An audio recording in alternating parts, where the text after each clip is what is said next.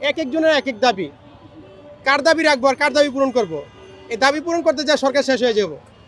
তাই আসলে সরকার তারা কি কারণে আন্দোলন করতেছে এবং সরকারকে এই জিনিসটা দেখা দরকার এবং তাদের কোনো দাবি যদি থাকে এই দাবিটা সরকার তাদেরকে মনে করেন আপনার পূরণ করে দেওয়ার জন্য এটা আমার আহ্বান যে তারা কি চাচ্ছে। আসলে সেটা আমি জানি না যে তারা কি চাচ্ছে, আমি বুঝতে পারতেছি না বিষয়টা। তাই আসলে এবং যে সরকারের কাছে দাবি যারা তারা যেটা করতেছে এটা অবশ্যই তারা দেখা দরকার।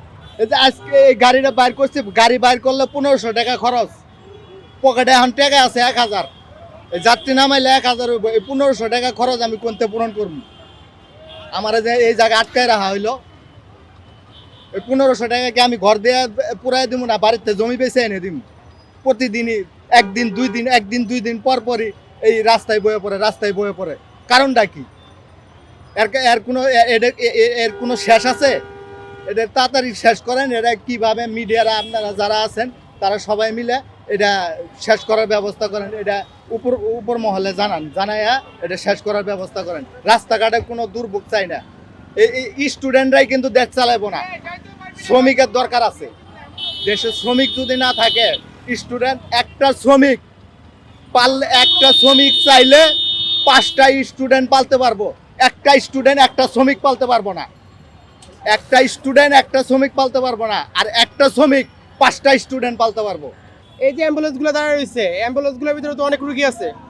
তো ওনারা যদি অ্যাম্বুলেন্সের রুগী মাইরা যদি ওনারা যদি ওনাদের ওনাদের দাবি পালন করে তত হইব না।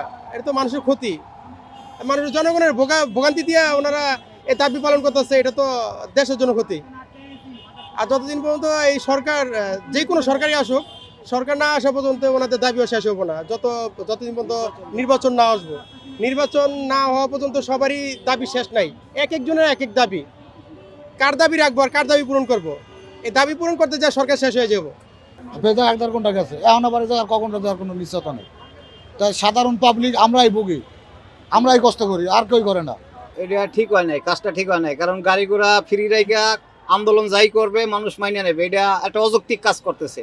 মানুষের 10 জনের জন্য হাজার হাজার মানুষ কষ্ট করতেছে, গাড়ির ফুয়েল পড়তেছে, জনগণ রুগী অ্যাম্বুলেন্স ঘুরাই দিতেছে। এটা ঠিক করে নাই, মোটেও ভালো কাজ করে নাই এরা।